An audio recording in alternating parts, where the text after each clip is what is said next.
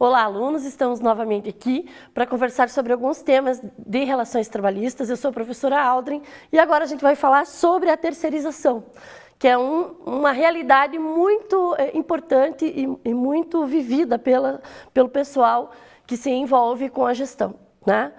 A questão que eu pergunto é exatamente essa, a terceirização, né? Sobre a terceirização, ela é permitida atividade fim? O que muda com, né, a nova lei da terceirização de 2017? Olha lá, os antecedentes, né? Nós temos aí a súmula 331 do TST e hoje, né, nós temos a transformação dessas regras com a nova lei de 2017.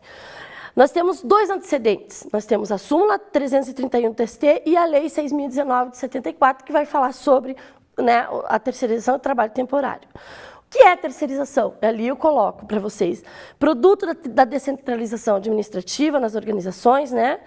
Portanto, é uma ideia, né, e é uma prática das empresas, que distribuem determinadas competências para outras empresas e outros profissionais. Há uma dissociação na relação entre o trabalhador e o trabalho, né?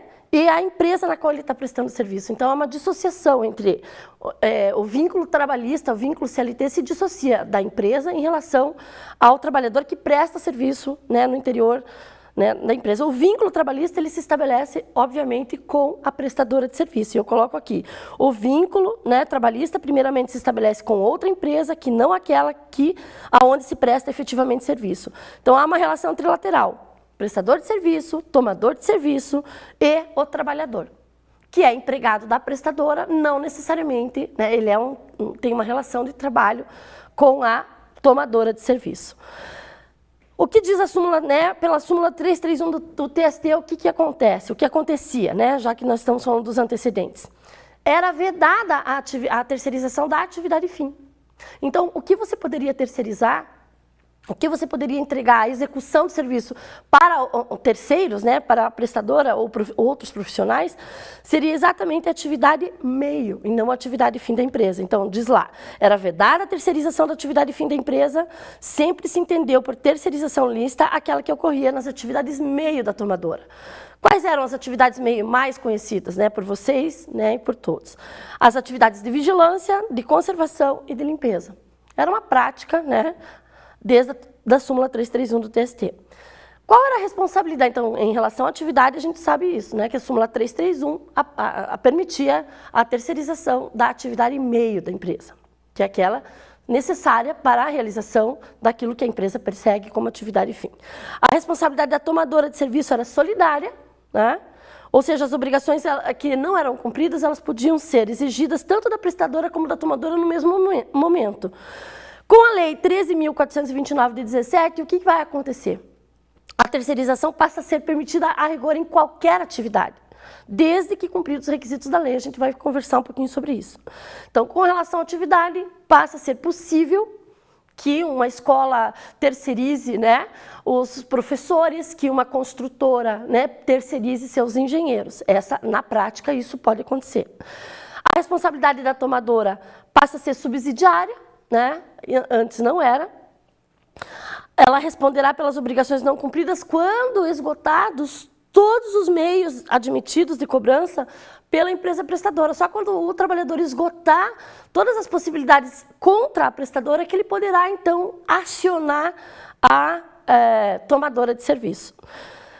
Bom, uma mudança que veio com a lei de 17 é exatamente a exigência de um capital social mínimo, né, para garantir o direito dos trabalhadores, né, e dos próprios contratantes. Se você tem até 10 funcionários, são R$10 mil que você tem que garantir como capital social mínimo. Mais de 100 funcionários, 250 mil. Entre os 10 mil e os 250 mil, há aí um escalonamento. Né? Quais são outras questões relevantes? Né? A oportunidade de incrementar a eficiência operacional pela especialização dos serviços contratados, ou seja, como você foca, né? Como você terceiriza as atividades que não são tão relevantes na sua empresa, você tem como focar exatamente naquilo que é mais importante.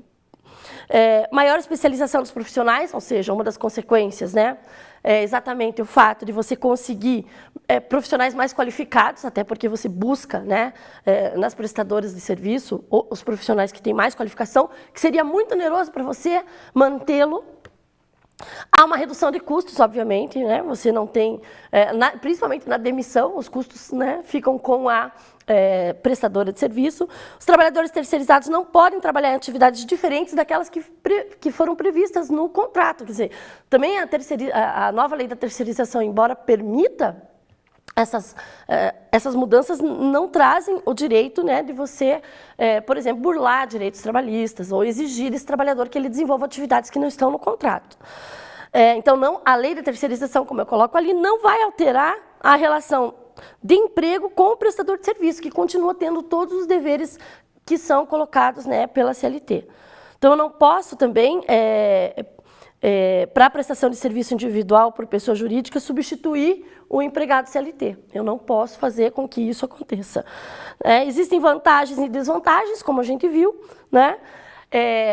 Na verdade, são desvantagens a menor burocracia, né? É uma vantagem a menor burocracia, a simplificação do processo de contratação, né?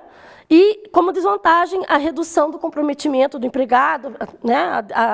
O aumento do desemprego na implantação e também o mal-estar que pode gerar entre esses empregados que são CLT ainda dentro da empresa, né? Já que há convivência entre CLT e não CLT, o desconforto entre esses empregados CLT e os terceirizados. Eu apontei aqui alguns principais, existem outras diversas questões a serem colocadas, eu apontei aqui as principais questões sobre a mudança com a nova lei da terceirização. Muito obrigada.